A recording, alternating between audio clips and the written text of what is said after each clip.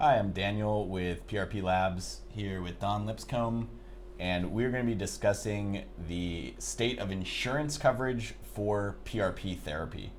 So a lot of patients and doctors will ask me and other people here at PRP Labs, is this covered by insurance?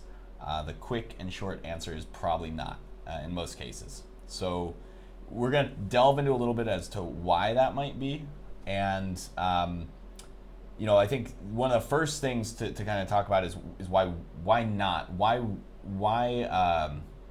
don't insurance companies want to invest in PRP therapy when it seems like a feasible medical option? Like, Don, we've looked at a lot of research over the months here that seems promising, right? Yes, we have, but I think one of the major problems, especially when I started looking through the literature, is sort of the lack of consistency in language. And also, they don't have not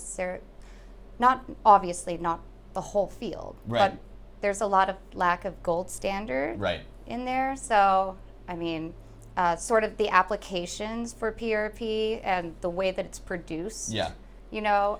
Like for instance, if you have a gel, that PRP gel solution, for instance, when you want to do a bone graft. Sure, okay, so you've activated the PRP to produce this gel, and that's very different from doing an unactivated PRP Exactly, injection. like an injection into the joint, for instance. Right, you might not want to activate it. Right. So. Yeah, I think that's, you're kind of hitting the nail on the head, is that there's not a standardization.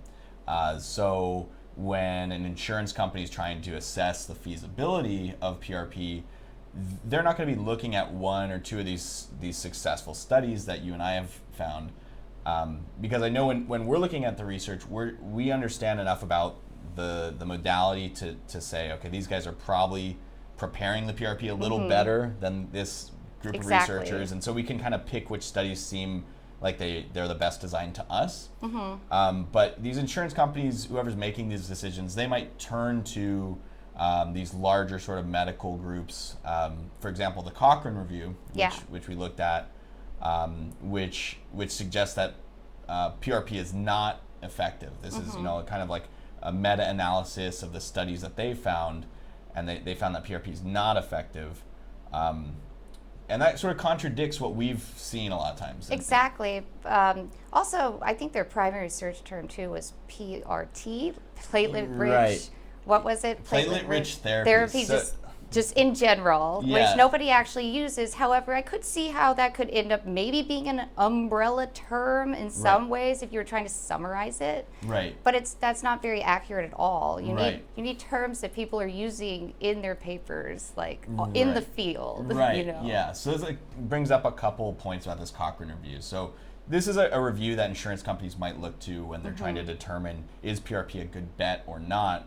And the Cochrane review itself, this came out in 2014, they're talking about the whole time about PRT, like you mentioned, platelet-rich therapy, which I've never actually seen used in any other clinical literature. I haven't either. Okay, so that right off the bat makes me a little concerned about how much these researchers really knew about the field.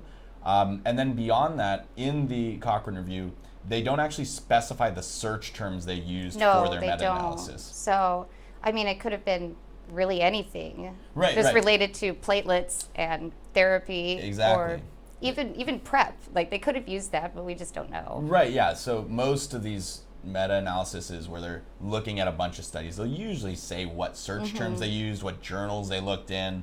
We don't really get that with the Cochrane review, so we're sort of left with just hoping that they know what they're looking for, hoping they used good terms.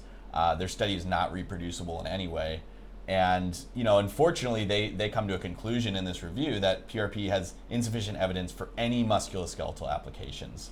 Well, and I think also if like you or I, for instance, were just to do a general search for even PRP, you'd probably get maybe 1 out of 10 studies that actually had, controls. That actually had, was randomized, that actually had different, they controlled for all their other variables beyond just controls. And then, it was long-term. There was long-term follow-up. Maybe they did MRI or CT, ultrasound or something. And what tends to be published out there a lot are these isolated case series or maybe a case study. And you don't get, but just because they're more expensive and more difficult, you don't get a lot of those like long-term follow-up. Absolutely. So, and I think that's what's going on here. I think there's a disconnect between the people who are doing the right research, who are really sort of on the cutting edge, reporting the parameters correctly. And there's so many parameters they need to report. There are. It's medicine. So, and also this is really a new technology that people are just starting to learn how to use properly. Right. And so I think that the lack of a golden standard, as you said, is preventing the field from moving forward, and it's preventing insurance companies from thinking that PRP is a safe bet. And I think the people out there in the field are finally starting to pick up on the fact that for different procedures you will need a different prep and you will need a different application. Right. And I think now that's finally starting to become sort of more the norm. Yeah. Versus if you go back and look at some of the initial literature, like in 2010 or whatever, everyone was just kind of doing the same thing. Right. You know, now there's more innovation going on. Yeah. People seem to have a better understanding of when to activate the PRP, when not. And then also more and more of these studies are doing a good job of reporting on the parameters. So I have noticed a trend where their studies that are more recent will usually do a platelet count on the whole blood and then a platelet count on the PRP they've produced. And also discuss if it's leukocyte rich or poor, which we have seen can really make a big impact too. Absolutely.